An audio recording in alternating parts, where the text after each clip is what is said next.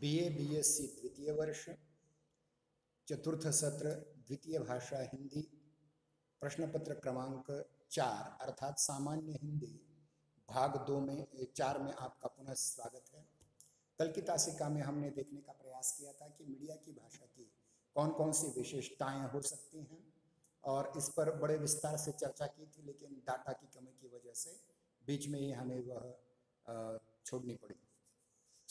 हो सकता है आज भी वैसा हो, क्योंकि 2 तासिकाएं मैं प्रथम वर्ष और द्वितीय वर्ष की हिंदी ऐच्छिक की पहले ही ले चुका हूँ।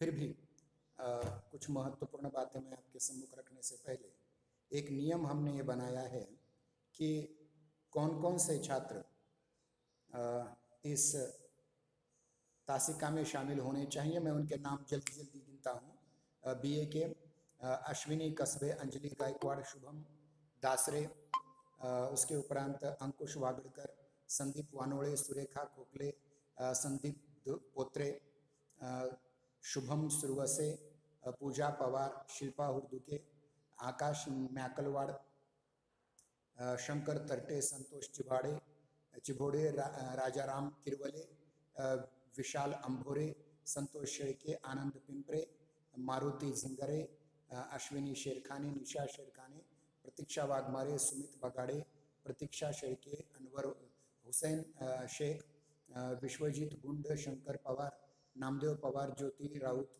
निकिता पेठे, कुमार सोनवने, शुभांगी हिप्परकर, आरती रसाळ, अश्विनी जंगले, बाळासाहेब बातलवंडे, साधना कांबळे, रोहित घोलप, स्नेहल चौहान, सरिता पवार, नंदकिशोर माळी, अर्चना ढोके, ऋषिकेश लोहार, सौरव मळाळे, स्वराज देशपांडे, प्रवीण मिश्रे।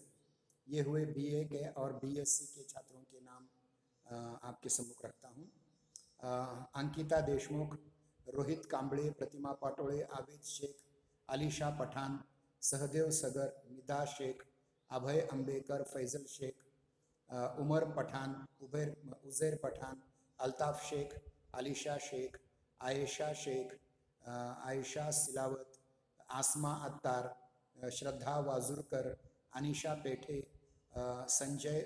अजय भालेकर, कुलसुम मुलानी, राजकमल ढोबळे, सुजित सिंह पाटिल, कृष्णा बचाटे, योगेश सुरवसे, पृथ्वी कांबळे, प्रणीत शिंदे, सूरज कदम, पूजा कोळगे, प्रियंका तोडकरी, दिव्या शिंदे, वैष्णवी घायाळ, प्रदीप घोड़के, मोनिका गडकरी, सुरभि गंगणे, निखिल भुजबळ, राहत शेख, आकांक्षा यादव, फारिया शेख, कोमल बारस्कर, सिमरन दखनी, सोहेल मोमिन, मिसबा पठान, अश्विनी मुंडे, नूर शेख, अजय रत्न सोनवने, सनी पवार, प्रशांत नेटके, कृष्णा पाटिल, विपुल कांबळे, अश्विनी खांडेकर, सोनाली कदम, मुस्कान शेख, विशाल तांबोरे, जमील शेख, प्रतीक्षा सूर्यवंशी, पीयूषा मळाळे, रोहित कवडे, असलम शेख, दीक्षा वाघमारे, अविनाश शेंडगे, वैष्णवी जाधव,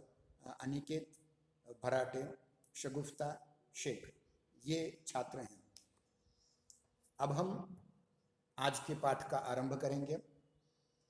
हमने गत सत्र में, कल की तासिका में हमने ये देखने का प्रयास किया था कि किस प्रकार से मीडिया की भाषा के अलग अलग विशेषताएं होती हैं, जिनमें संचार तथा संपर्क भाषा, माध्यमानुरूप भाषा, संदेशानुरूप भाषा, विधानुरूपता उसमें आ जाती है, समय सीमा से प्रभावित भाषिक संरचना, संप्रेषणशीलता, बोधगम्यता और कलात्मकता, और अंत में मानकीकरण और आधुनिकीकरण।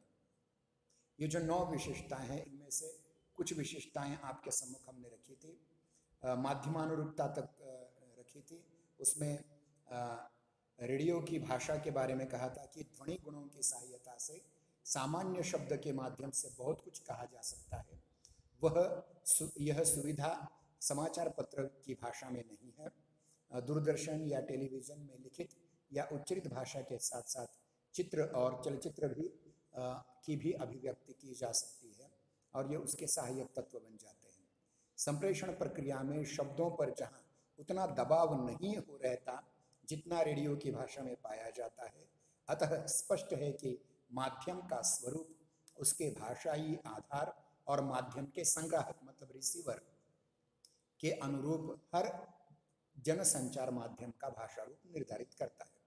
मतलब ये जो हमारी दूसरी विशेषता थी माध्यमानुरूपता, ये बहुत महत्वपूर्ण है। माध्यमानुरूपता में ये कहा गया है कि जो माध्यम आपके सामने है उस माध्यम की तरह आपकी भाषा को फ्लेक्सिबल, यानी उसमें एक प्रकार का लचीलापन भाषा में आना चाहिए।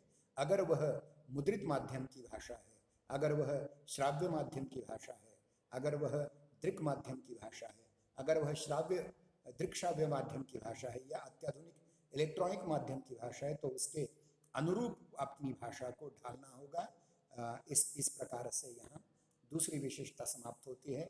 अब हम तीसरी विशेषता की ओर रुक जाते हैं, वह है संदेशानुरूपता। ध्यान रखिए कि इसके पहले भी मैंने कहा था, गत वर्ष भी शायद ब्लैक बोर्ड पर आपको बताया था कि संदेश एक चीज है, संदेश देने वाला और संदेश लेने वाला है। मतलब रिसीवर जिसे कहा जाता है, संग्राहक जो कहा जाता है, उसको अपना संदेश समझ में आना चाहिए। यह मूल उसका उद्देश्य है। मूल शर्त यह है कि कहने वाला मतलब संदेश देने वाले का संदेश संदेश सुनने वाले या संग्राहक को समझ में आना चाहिए। इसलिए आपकी भाषा संदेश के अनुरूप भी होनी चाहिए। ये तीसरी विशेषता है कि संचार की प्रक्रिया में, जनसंचार की प्रक्रिया में अथवा संप्रेषण की प्रक्रिया में, कम्युनिकेशन की प्रक्रिया में क्या होना चाहिए? अर्थपूर्ण संदेश महत्वपूर्ण होता है और ये प्रमुख तत्व होता है। संदेश का स्वरूप उसके प्रयोजन पर निर्भर करता है। मतलब जो जिस कारण, जिस उद्देश्य से आप संदेश देना चाहते हैं, वो उस संदेश के आधार पर उसकी संदेश की अनुरूपता निर्भर होती है। स्थूल रूप में जनसंचार माध्यम से भेजे गए या प्रेषित संदेशों के सम्मुख जो उद्देश्य होते हैं वो प्रमुख ये हैं: ज्ञान तथा सूचना प्रदान करना। मतलब इस समय मैं आपको जो दे रहा हूँ वो ज्ञान नहीं है, वो सूचना है। वो अगर आप समझ जाएंगे पूरी तरह से, मतलब इंफॉर्मेशन का नॉलेज में रूपांतरण करना, ये अलग प्रक्रिया है। परंतु इस समय मैं जो आपको इंफॉर्मेशन दे रहा हूँ, जो सूचना दे रहा हूँ, जो संसूचना दे रहा हूँ, ये एक उद्देश्य है। ज्ञान प्रदान करना एक उद्देश्य है।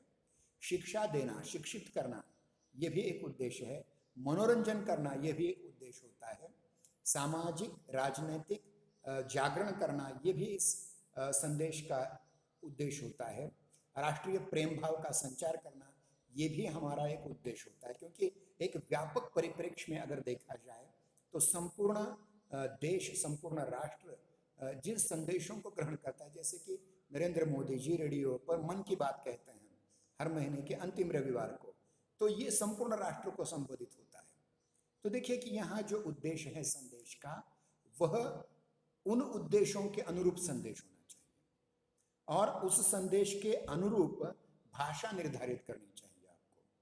मतलब अगर आपको सुनने वाला जो श्रोतृ वर्ग है, उसके शिक्षा का ख्याल आपको होना चाहिए, उसके ज्ञान के स्तर का ख्याल आपको होना चाहिए, उस स्तर को आपने समझना चाहिए। और जब कभी आपको आवश्यकता महसूस हो तो सरल शब्दों का प्रयोग करें, कठिन शब्दों का प्रयोग न करें उस भाषा में। और उसमें ज्यादातर उपदेशात्मकता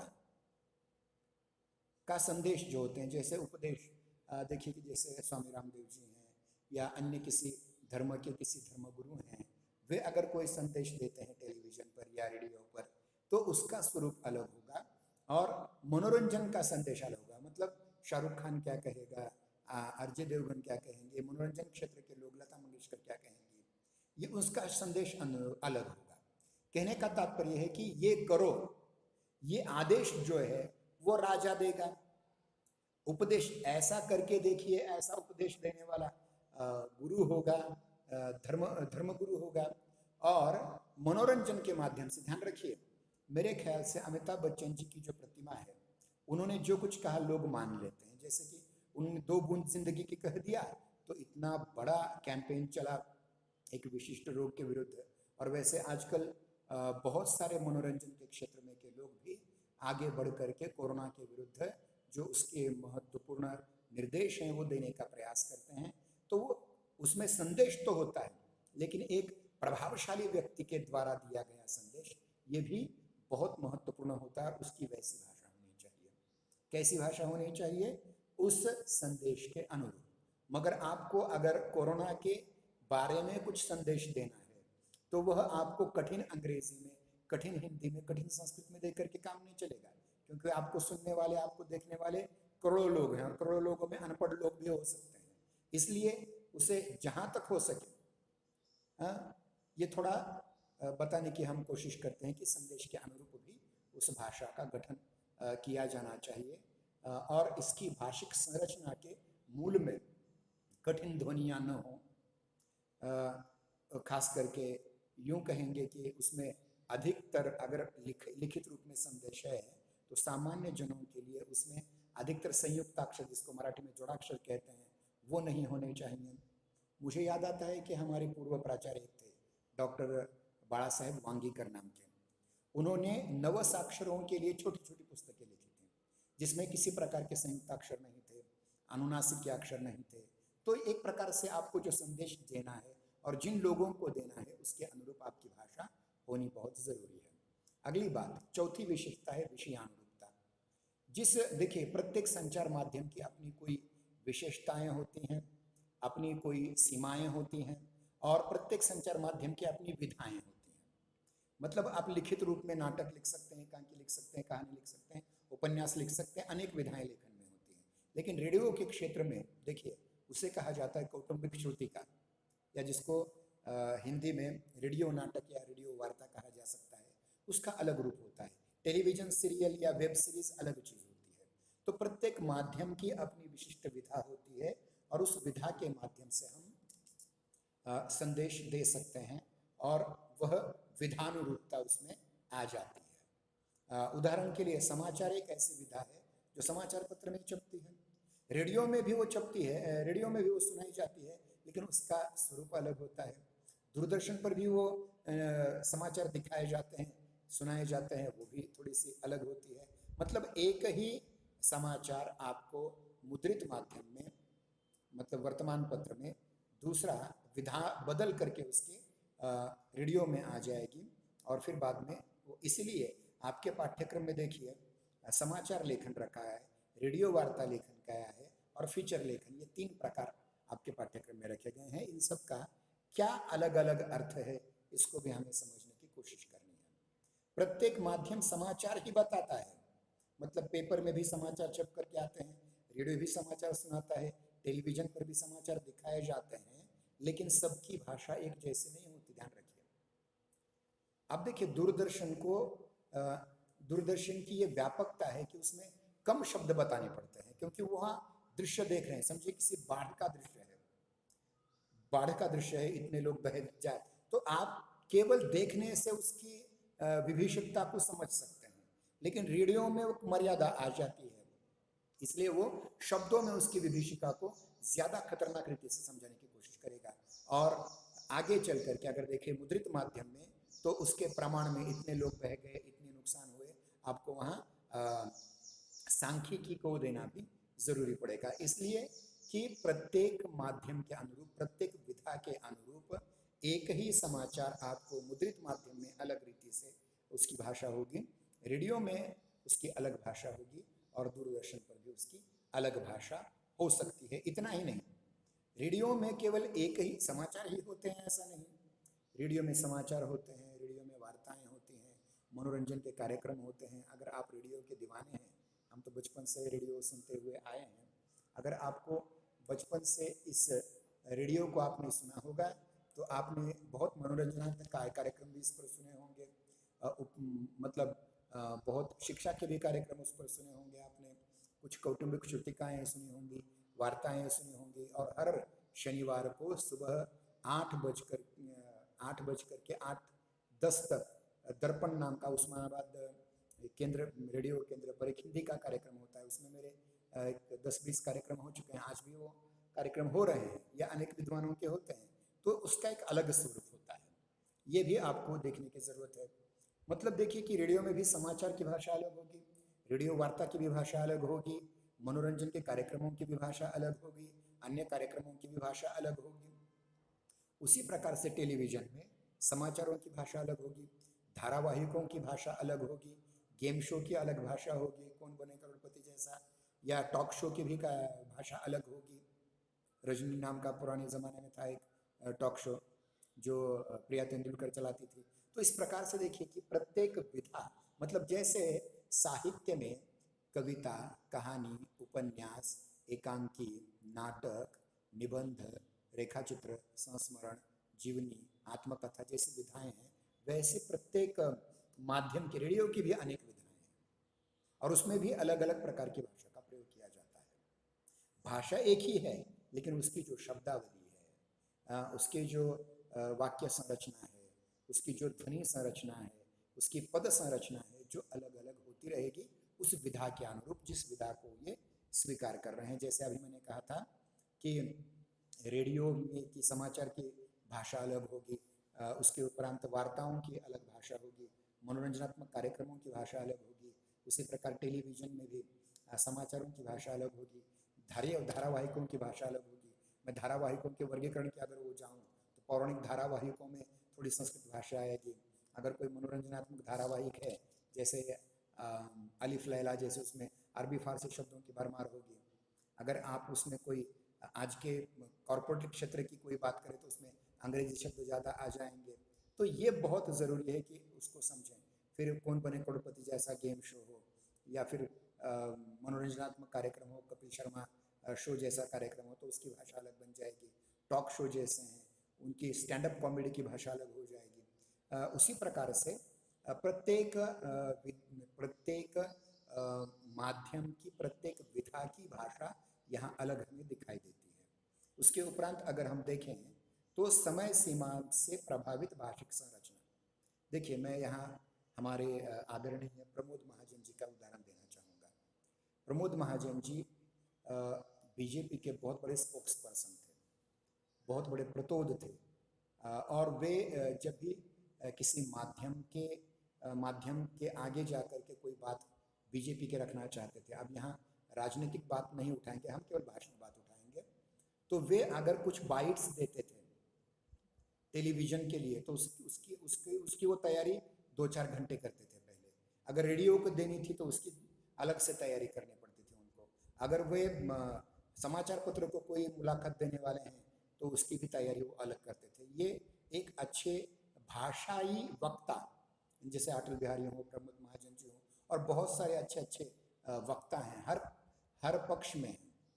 तो उन सभी नेताओं के अगर भाषा पर अगर आप ध्यान देंगे तो आपको इस बात का पता चलेगा कि भाषा किस प्रकार से तब्दील होती रहती है, परिवर्तित होती रहती है माध्यम के अनुरूप। और उसके लिए समय सीमा बहुत निर्धारण। देखिए, बाइट्स में अभी मैंने कहा कि अगर आप दूरदर्शन या टेलीविज़न को कोई साक्षात्कार देना चाहते हैं तो उसकी समय सीमा होती है कि 5 मिनट से ज़्यादा बोलने नहीं दिया जाता। आजकल तो बहुत सारे टेलीविज़न समाचार चैनलों पर इतनी ज़ोरदार चर्चा होती है, खास करके हिंदू मुसलमान, बार बार वही होता रहता है, लेकिन उसमें भी सकारात्मक रीति से कम शब्दों में, कम से कम समय में अपना संदेश देने वाले भी कुछ अच्छे लोग हैं।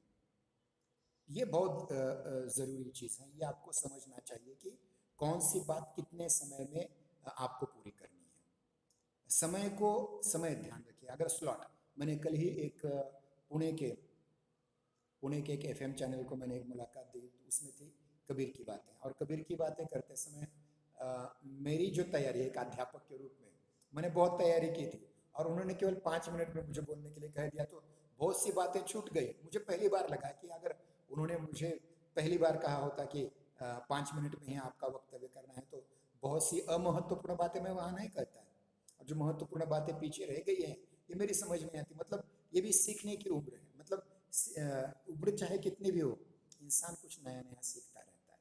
अगर हो सकता है कि एक देखिए कि अगला जो अपना योग दिन का कार्यक्रम है, तो उस दिन संत कबीर और योग इस विषय पर मैं फेसबुक लाइव जा रहा हूँ, तो उसमें भी कुछ कठिनाइयाँ मुझे आ सकती हैं।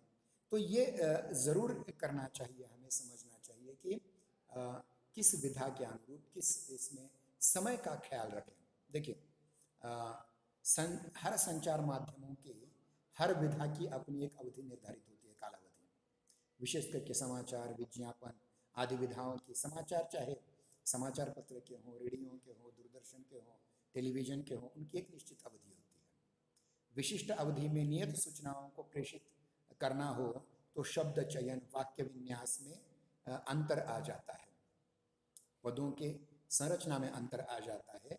और समाचार पत्रों में भी पिछले 24 घंटों में घटित महत्वपूर्ण समाचार, आज देखिए कि बहुत सारे टेलीविजन चैनलों पर 100 समाचार दिखाए जाते हैं, जिसमें से पहले 10 राजनीति संबंधी होते हैं, 10 धार्मिक होते हैं, 10 सामाजिक होते हैं, 10 गुनहगारी से संबंधित होते हैं, 10 विदेश से संबंधित होते हैं, 10 सांस्कृतिक कार्यक्रमों से संबंधित होते हैं, 10 क्रीड़ा से संबंधित होते हैं। तो इस प्रकार से जो समाचार दिए जाते हैं तो कितना स्लॉट होता है उनको, वो सिर्फ पढ़ते जाते हैं धर धर धर धर धर करके, क्योंकि आगे आने वाले व्यक्ति को प्रत्येक समाचार वहाँ लिखित रूप में स्क्रिप्ट जैसे सामने आती है, वो उतने वेग से उसको समाप्त कर सकें। देखिए, महत्वपूर्ण घटनाओं के समाचार विहित कॉलम की सीमा में ही देने पड़ते हैं। अगर आप समाचार पत्रों से वाकिफ हैं तो कुछ महत्वपूर्ण समाचार ऐसे होते हैं जो फ्रंट पेज पर आते हैं, वो इतने ही कॉलम में होने चाहिए, उतनी शब्द संख्या इतनी ही होनी चाहिए, ऐसी भी वहाँ एक शर्त होती है।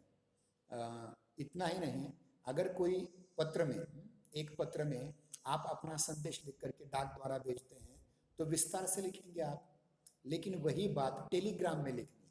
अब देखिए, टेलीग्राम ऐप आ गया है अलग से, लेकिन पुराने ज़माने में जिसको हम तार कहते थे ना, बेतार का तार, उसमें केवल आप समझिए कोई किसी व्यक्ति की मृत्यु हो गई, किसी व्यक्ति की मृत्यु हो गई तो वो केवल दादाजी मर गए जल्दी आइए, इतना ही समाचार होगा, 2 ही वाक्य होंगे।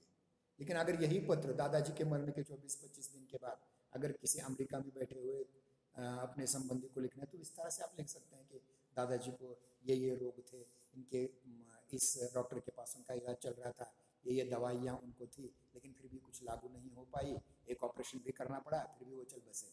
तो ये विस्तार से आप लिख सकते हैं, लेकिन वही टेलीग्राम में कम शब्दों में लिखना है। मतलब यहाँ समय की सीमा और शब्दों की सीमा दोनों का ख्याल रखें। और आजकल देखिए बहुत सारी ऐसी प्रतियोगिताएं आ रही हैं जिसमें शब्द सीमा पहले से तय होती है, 2000 शब्दों से ज़्यादा कुछ न लिखें, 2000 शब्दों के भीतर ही हो, 1000 शब्दों के भीतर ही हो। मैंने तो अभी अभी एक लेख लिखा था जिसकी शब्द मर्यादा केवल 500 शब्दों की थी। अब मैं तो 1 मिनट में 500 शब्द बोल दूँ।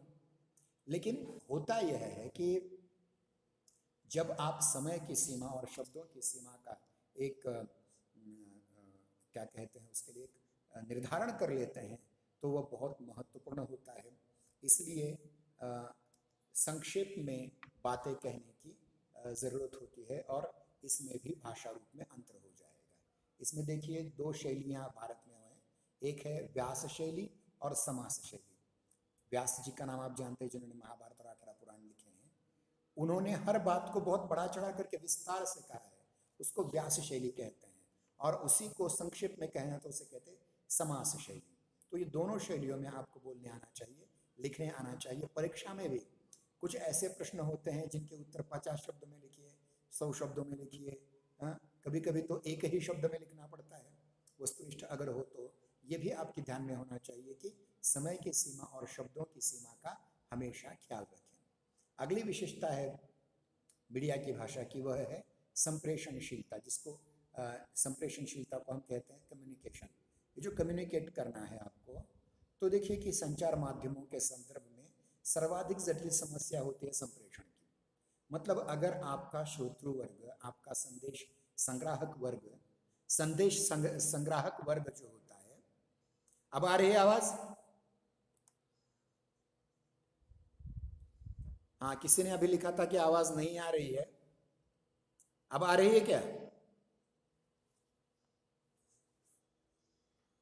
हाँ, अलीशा जी, मुंडे जी, कोई बताइए कि मेरी आवाज आ रही है? चैट बॉक्स में लिखिए।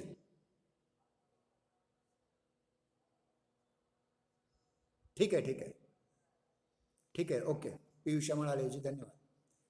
तो देखिए कि संप्रेषणशीलता जो होती है वो संचार माध्यमों की सर्वाधिक जटिल समस्या उसमें संप्रेषण की होती है। संचार माध्यम से प्राप्त जानकारी हर क्षेत्र की होती है तथा उसका उद्देश्य हर व्यक्ति तक पहुंचाना है। इसके बावजूद वक्ता और श्रोता के मध्य केवल एक माध्यम है। जैसे कि अब पीयूषा मराड़े को अच्छा सुनाई दिया, लेकिन किस अन्य को अच्छा सुनाई नहीं दिया, तो हो सकता है उसमें कुछ कठिनाई आई होगी। तो उस कठिनाई को भी आप समझने की कोशिश कीजिए। माध्यमों के द्वारा संप्रेषित होने से पहले पाठक या श्रोता उस तथ्य से अनभिज्ञ होते हैं। मतलब संदेश जो पहली बार आप सुनते हैं वो उसके बारे में आपको कोई जानकारी नहीं होती। तो इसलिए ध्यान पूर्वक उस संदेश को समझना, सुनना, समझना और उसको आचरण में लाना बहुत जरूरी होता है। इसलिए संप्रेषणशीलता एक बहुत बड़ी समस्या इस संचार में होती है। और ये सारी समस्याएं जो हैं, इन सारी समस्याओं को अगर आप इनका समाधान चाहते हैं तो आपको क्या करना पड़ेगा? आपको ये करना पड़ेगा कि आप मतलब संदेश देने वाला जो है और संदेश सुनने वाला जो है उसकी भाषा साफ, स्पष्ट, स्वच्छ, उसमें कोई संदिग्धता न हो, उसमें कोई द्विभाषिकता न हो, उसमें कोई द्व्यर्थकता न हो, स्पष्ट रीति से होनी चाहिए। भाषा ऐसी होनी चाहिए जो सहजता से लोगों के साथ पहुंचे, संप्रेषित हो सके। ऐसी भाषा के लिए बोधगम्य होना, मतलब लोगों की समझ में आना बहुत जरूरी है, बहुत आवश्यक है। साथ ही भावप्रवण होनी चाहिए वो भाषा, जिसमें भावों का उद्वेलन हो, प्रवाहपूर्ण होनी चाहिए और स्पष्ट होनी चाहिए। इसलिए जनसंचार माध्यमों में न तो पर्यायों का महत्व होता है, न व्यंजना का महत्व होता है, न लक्षणा का महत्व होता है, केवल अभिधा का, केवल डिक्शनरी मीनिंग, एक शब्द का एक ही अर्थ और एक अर्थ के लिए प्रयुक्त होने वाला एक ही शब्द, यही बात उसमें होनी चाहिए। न कि अनेकार्थी शब्द उसमें प्रयुक्त हो या एक ही शब्द के अनेक अर्थ न हो और अनेक अर्थों के लिए एक शब्द भी प्रयुक्त न हो। और ऐसे ही शब्दों का प्रयोग हो जिसको पहले से श्रोता या दर्शक जानता हो। कोई कठिन ऐसा शब्द न आए कि उसके पहले उसने सुना ही न हो। तो ये हुई छठी विशेषता, जिसको हम संप्रेषणीयता कहते हैं। सातवीं विशेषता है बोधगम्यता और कलात्मकता। बोधगम्यता भी हमने कहा था, समझ में आनी चाहिए, बोध होना चाहिए उसका, वो आपके दिमाग में आनी चाहिए, उसका निचोड़ आपके आचरण में उतरना चाहिए, इतनी वह सहज होनी चाहिए। और कुछ कलात्मकता भी उसमें होनी चाहिए। ध्यान रखिए, प्रत्येक वक्ता का, प्रत्येक अभिनेता का, प्रत्येक लेखक का अपना एक ओरा होता है, अपना एक उसका प्रकाश वृत्त होता है, जिससे वह लोगों पर अधिक प्रभाव डाल सकता है। और वह अगर सामान्य बात भी करेगा, कठिन बात भी करेगा, तो बहुत सामान्य शब्दों में करेगा जो हमारी आपकी समझ में आ जाए। तो संचार माध्यमों की भाषा बोधगम्यता सबसे अनिवार्य तत्व है। भाषा सबकी समझ में आ जाना यहाँ पहली और अंतिम शर्त है। वहीं उसका विधान भी कलात्मक होना चाहिए, क्योंकि अगर कलात्मकता न हो तो माध्यम के प्रति आकर्षण नहीं रहेगा। देखिए, मैंने कहा जैसे अमिताभ बच्चन जी या नरेंद्र मोदी जी जो स्पष्ट हिंदी बोलते हैं, उनका अपना एक ओरा है, उनकी अपनी एक शैली है, उनकी अपनी एक शब्द चयन की पद्धति है। जैसे देखिए कि अंग्रेजी में बोलने वाले लेडीज एंड जेंटलमैन सहज रीति से कह देते हैं, जो सबकी समझ में आ जाता है। लेकिन वही अगर अमिताभ बच्चन जी कहेंगे तो कहेंगे देवियों और सज्जन, तो ये उसका एक अलग ओरा बन जाता है, जो वहाँ संप्रेषणशीलता, एक मतलब सामान्य भाषा तो होनी चाहिए, समझ में आने वाले शब्द तो होने चाहिए, लेकिन उसमें एक कलात्मक मूल्य होना चाहिए ताकि लोगों को वो आकर्षक लगे। और ध्यान रखिए, संचार माध्यमों में वही व्यक्ति टिक पाते हैं जिनका व्यक्तित्व, जिनकी भाषा आकर्षक हो। जो आकर्षक नहीं है, हम तुम जैसे पीछे रह जाते हैं। जैसे मैं उदाहरण देता हूँ अपना, मेरे YouTube चैनल को शुरू करके मैंने 1 वर्ष हो गया लगभग। मुझे केवल मैं कह रहा हूँ, मुझे केवल अब तक केवल 200 ही मेरे सदस्य बने हैं और लगभग 538 घंटे लोगों ने मुझे देखा है। और मेरे व्यूज़ जो हैं वो लगभग 9400 बन चुके हैं आज के इस तारीख में। लेकिन वही अगर कोई आकर्षक प्रस्तुति करने वाला व्यक्ति हो तो उसके अब तक तो न जाने 200 की जगह लाखों उसके फॉलोअर बन गए होंगे। क्योंकि मेरे व्यक्तित्व में एक अध्यापक के रूप में, और ये मेरा टाइम स्पैन जो है 40 मिनटों की मैं तासिका लेता हूँ, वो शायद लोगों को ज़्यादा लगता होगा, और मेरी जो लिंक मैं भेजता हूँ वो कुछ ही लोगों तक पहुँचती होगी, इसलिए कम लोग देखते होंगे। हाँ, गत वर्ष जो हमने अलग अलग वीडियोस बनाए थे उनको ज़्यादा मिले, लेकिन इस तासिका को ज़्यादा लाइक नहीं मिलेंगे, देखेंगे नहीं, क्योंकि हमारा व्यक्तित्व शायद उतना आकर्षक नहीं है, हमारी भाषा उतनी आकर्षक नहीं है। इसलिए ये ज़रूरी है कि आपकी भाषा बोधगम्य हो लेकिन कलात्मक सौंदर्य युक्त हो। बोधगम्य भाषा के लिए जनसंचार माध्यमों में उसी शब्दावली का प्रयोग किया जाता है जो क्रमशः सर्वत्र प्रयुक्त होती है। ऐसे प्रयोग से भाषा जटिल हो जाती है जो अंचलिया क्षेत्र में प्रयुक्त होती है। समझिए हिंदी भाषा का हम प्रयोग करते हैं जो सबकी समझ में आ जाए, लेकिन अगर हमने हिंदी भाषा की एक बोली अवधी या ब्रज भाषा या भोजपुरी का उपयोग करने लगेंगे तो सभी की समझ में नहीं आएगी। इसलिए मानक भाषा का प्रयोग किया जाए। देशज शब्दों को यथासंभव टालें, अंतर्राष्ट्रीय शब्दों को भी यथासंभव टालें। जिसकी समझ में जो शब्द आए उन शब्दों को अधिक से लोगों तक समझाने का प्रयास करें, जिससे कठिन शब्द भी आम शब्द बन जाएं, सहज शब्द बन जाएं। और ध्यान रखिए कि इसमें अधिकतर प्रौद्योगिकी या तकनीकी संबंधी दुर्बोध शब्दों का प्रयोग न किया जाए।